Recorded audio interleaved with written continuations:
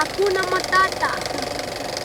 Hi, I'm Julie Besuttle and I'm an Aussie, and I wanted to share about our recent trip to Egypt, which was amazing.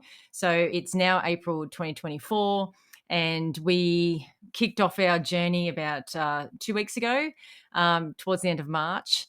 And I had a lot of reservations about going, I'll just say that.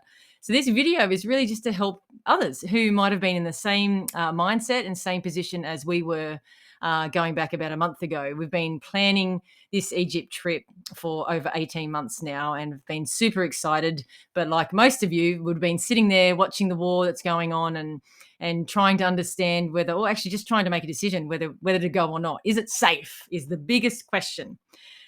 Now, take it from me. I love traveling, but I do occasionally get high anxiety about traveling, especially to places that might be a developing country or may not seem as safe. So, which obviously Egypt was one of those for me particularly. So, going back about 3 months ago, we had to make a hard call. Are we really going in with this? Are we really just going to bite the bullet and go? Or, what are we going to do? Are we going to reschedule? Are we going to put it off? And look, at the end of the day, life is too short. Anything can happen. I could walk out the front of my door tomorrow and something could happen, right? So we have a young family. We have a 14-year-old and two 8-year-olds. So there was a lot of planning and logistics that actually went into even being able to go. So the first decision we made is, are we going to go for safety reasons? Second decision was, are we going to go, and do we have people that we love and trust that will look after our cubs as much as we would? So all these fears, which I'm sure you've probably got those similar fears if you've got kids and you're thinking about traveling without them. Trust me, you've got to once you make the decision and you're committed and you're all in and you're focused on that end result of having a magical journey. For me, it was about having a magical journey with my husband and really exploring the divinity of Egypt and the mysticism and the ancient Egyptian stories and the hieroglyphs and understanding all of that. So that was my end goal. Visas are a big question, right? A lot of people have been posting and asking questions about whether we should get a visa here or should we get one when we're actually at the airport in Cairo. If you are flying into Cairo, as soon as you come out into the international airport, there are, I think, 3 or 4 visa stations that you can go to. I would suggest if you've got Egyptian pounds already, which is really hard, right? It's really hard to get that sort of currency. I know it was for us in Australia, and I believe it's hard to get Egyptian pounds whilst you're in the US. But if you can, great, because they do like to have Egyptian pound. Otherwise, they would take US dollars, or if you're traveling with a card, use your travel card. Just a big plug there. Qantas travel card is what I've used on several of my trips now, and without fail, it has been amazing for me. And you pull the money out in the current currency, and I think there's like an exchange rate of 3% or whatever it is. Sorry, interest rate of 3%. So when you get out of the aeroplane in Cairo International Airport, there's 3 or 4 visa kiosks, if you like. You can go straight to those. I suggest going to those first before you even go through and get your passport stamped to collect your luggage, because they'll be asking and they'll be looking for that visa. So you actually need it before you get through there anyway. We arrived, I think it was about, from memory, I think it might have been about 5 p.m., something like that, 5 or 7 p.m. at night. They were still open, and we just used our travel card to pay. They do prefer Egyptian pound, but as I said before, it is a bit difficult to get Egyptian pound currency before you go into, before you travel, before you leave your country. Pretty easy process. You pay like $25 US for a visa, and make sure you get the visa if you are traveling around Egypt. Make sure you get the full 30-day visa that allows you to go to all the different parts of Egypt. We decided to go with a tour company for a couple of reasons. One is a big shout out to Forbidden Adventure Tour Company. They are amazing. I strongly, strongly, strongly suggest that you look at their website, and they do regular Egypt trips. Now, the reason why I went with this company, is I saw there's heaps of videos out there if you want to see what they do and what you can expect on the trip. But I also had a Zoom call with the planners of that trip, And any questions I had was always answered, even right up until a week before, even a couple of days before. They are super organized. It's a well-oiled machine. They use an Egyptian archaeologist and Egyptologist that goes with you through the whole journey. They also are very blessed to have an American Egyptologist who comes along as well, and his background and understanding is phenomenal in just the stories that the hieroglyphs and the scenes actually portray. He's really able to bring that passion out. You will love it. You'll be mesmerized. Yeah, so Forbidden Adventure, 150% suggest going with those guys. And essentially, when we arrived in Cairo, when you come out of the international airport there, you will be bombarded with many people who are wanting to give you a ride, actually. One suggestion, we were actually staying at the Le Meridian, which is literally less than a kilometre from the international airport. Beautiful motel, 100% recommend going to that for your first night, especially if you're coming in late.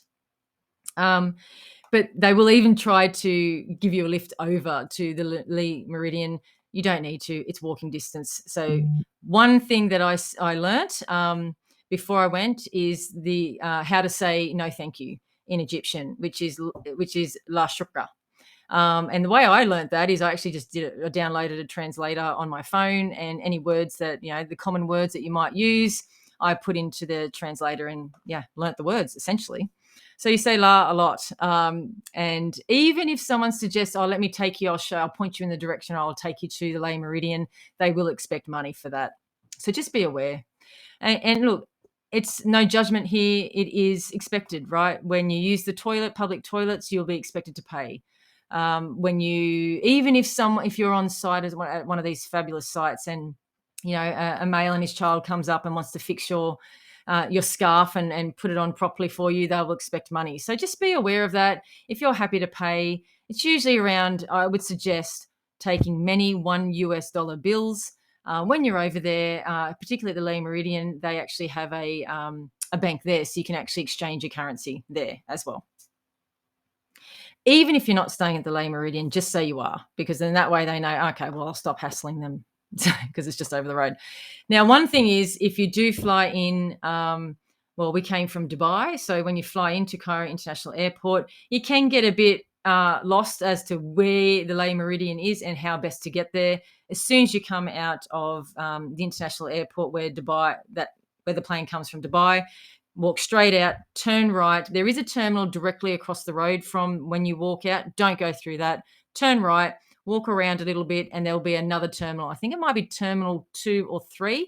Go into there, and if you look to your right, there should be a sign Le Meridian, and there's actually a sky bridge. So you don't actually have to do what we did. We learnt the hard way. We missed the sky bridge, and we had to cut across 4 lanes of traffic, which was no drama, but trust me, it's just a lot easier to go across the sky bridge. I would 100% suggest flying with Emirates. The food's good, the room is good. We were just in cattle class or economy class, if you like. Where when we went over, we actually stayed in the middle row behind the toilets. So there is a 4-seater directly behind the toilets, which is reserved, so you can't sit there anyway. So we sat in the row behind that. We found that there was heaps of room there. You could get up and walk around, stretch. 100% suggest taking compression stockings. My husband found on the way back the importance of compression stockings, so his feet swelled up. Whereas I had no problems taking the compression stockings over and on the way back. It's about an 11-hour trip. No, sorry. It's about a 14-hour trip from Australia to Dubai. When you come into Dubai, allow yourself, at least an hour and a half to 2 hours to get to the next to your next flight out to Cairo if you're flying into Cairo, just because there is quite a big terminal and you could get lost.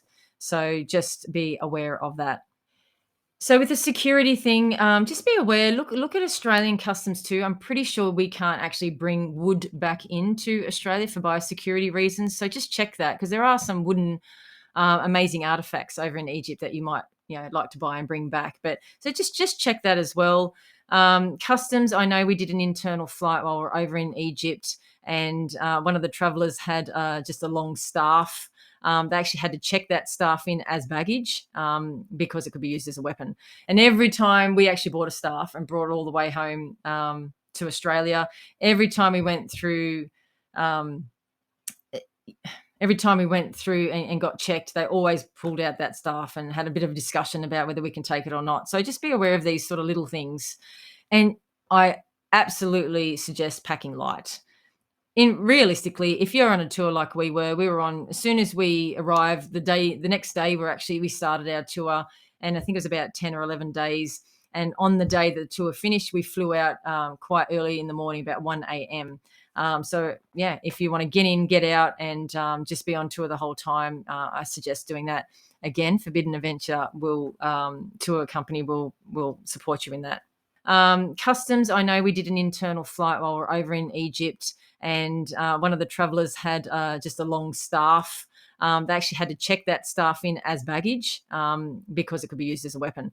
And every time we actually bought a staff and brought it all the way home to Australia, every time we went through, um, every time we went through and got checked, they always pulled out that staff and had a bit of a discussion about whether we can take it or not. So just be aware of these sort of little things.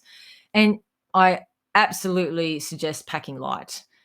In realistically, if you're on a tour like we were on as soon as we arrived, the next day we started our tour, and I think it was about 10 or 11 days. And on the day that the tour finished, we flew out quite early in the morning, about 1 a.m. So yeah, if you want to get in, get out, and just be on tour the whole time, I suggest doing that. Again, Forbidden Adventure will tour company will support you in that. The other thing that I found useful is just download a currency converter on your phone. Just so I found it was free. I'll put in the link what currency converter and what translator I downloaded. I just looked it up and found one. I found that really useful, the currency converter, especially if you're an Aussie, because not only are you dealing with Egyptian pound and potentially US dollars, you're going to have to be able to work out, well, what's an Aussie dollar compared to a US dollar compared to an Egyptian pound. So we found that quite useful. Again, you rarely take cash unless, I would suggest taking $1 bills. I think we exchanged about, I don't know, 50. We got $51 bills, which lasted us the whole 11 days. But then it can be quite costly every time you go to the toilet because they will expect money. The other thing I suggest too is just taking a bag of wrapped lollies, individually wrapped lollies, because you will come across a lot of kids who will try to sell you stuff. And instead of always saying no to them, you still say no, but you can also give them a gift, and they love lollies. When we were in Luxor and we went into the hot air balloon, just before there was a lot of kids that came up and were trying to sell us stuff. They actually told us not to buy anything from the kids because the kids should really be at school. So by buying things off kids, you're actually you're encouraging them to continue to do that rather than go to school. So again, not judging, it is just the way it is. Just a bit of advice there, take it or leave it. Be sure to check out my testimonial. It's a separate video for Forbidden Adventure, particularly the Egypt trip, because I go into a bit more detail as to the actual tour, the tour itself, and also the tour guides. They're absolutely fantastic. There was not one time where I felt unsafe. You always had a security guard with you. You had you had a luxury bus which had a toilet, so you didn't have to pay. And we stayed in luxury motels, like a lot of Hilton motels, Le Meridian, and I think also Movenpick, I think that's how you pronounce it, in Aswan was pretty cool too. Suggest not drinking the Nile water. Another big tip that I found is I didn't get sick once. A lot of people get sick from either the food that they're eating or that they're drinking the water, or even using the tap water to brush your teeth. So one trick that we did is we boiled the water in the hotel as soon as we got in there, and we used that as to rinse our mouth and brush our teeth with.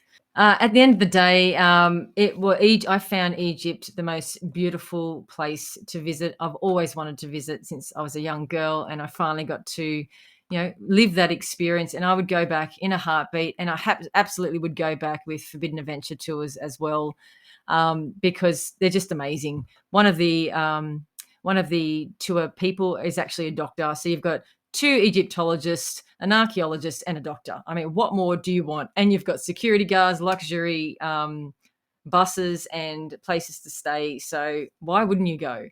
And you even get to experience the authentic side of places like Cairo. Um, we went when it was Ramadan, and which means Egyptians aren't eating until about 6 o'clock at night, and then they all congregate for a big feast. It's an amazing thing to see. There was markets on, and the streets were just full completely. I'll put some photos on of that. So if you're a bit confronted about being around a lot of people, that may not be for you. But there are opportunities on this tour to be able to mix with the locals, eat local food, explore the different markets that they have, and also explore the amazing pyramids, but also a lot of these special access places. Now, just to talk about that, before I went, I was told that a lot of the tour companies tried to sell the special access thing. It is a thing, right? I'm not saying that other tour companies don't do it, but I witnessed firsthand with Forbidden Adventure the special access tours that they took us to were amazing. These are places that majority of tourists do not go, and the beauty of the scenes and the hieroglyphs and all of those things in these places were just amazing. It was really like an Indiana Jones journey in a lot of these places. So be sure to check out some of the pictures that I've taken as well, so you can understand what I'm talking about. It's really hard for me to say what my favorite bit was about Egypt, because I loved everything from the moment I got there to the moment I left, and then some. It's not uncommon to have a lot of weird dreams thereafter, which I have had. If you are someone who is really looking at getting into the immersion of ancient Egyptian culture and the esoterical or mysticism behind ancient Egypt, and the real life, sorry, and the rebirth, the life, death, rebirth cycle, absolutely, I suggest going with Forbidden Adventure. I think I've plugged them enough. That's pretty much it. So if you're sitting on the fence and thinking, "Oh, should I not go?" Look, tune in with yourself. You know what's best for you and your family. There was another person who took their kids. They were a bit older kids, like 14 or 16, I think they were. Um, I would go back with my 14-year-old on the Forbidden Adventure tour in a heartbeat. 8-year-olds, I could take them, no problems. But I'm not sure I'd have as much fun. So I'm going to leave that with you. I hope this helps you. I certainly would have appreciated a video like this before I went. And especially now, they need tourism. Tourism is one of their biggest economic stimulus for the Egyptians there. So if you are thinking about going, do your research, find the company that feels right for you. Again, Forbidden Adventure, if I haven't already mentioned it 3 or 4 times, just because I know I've experienced it, and I know that they're lovely people and they will look after you. Anyway, all the best and enjoy your Egypt trip.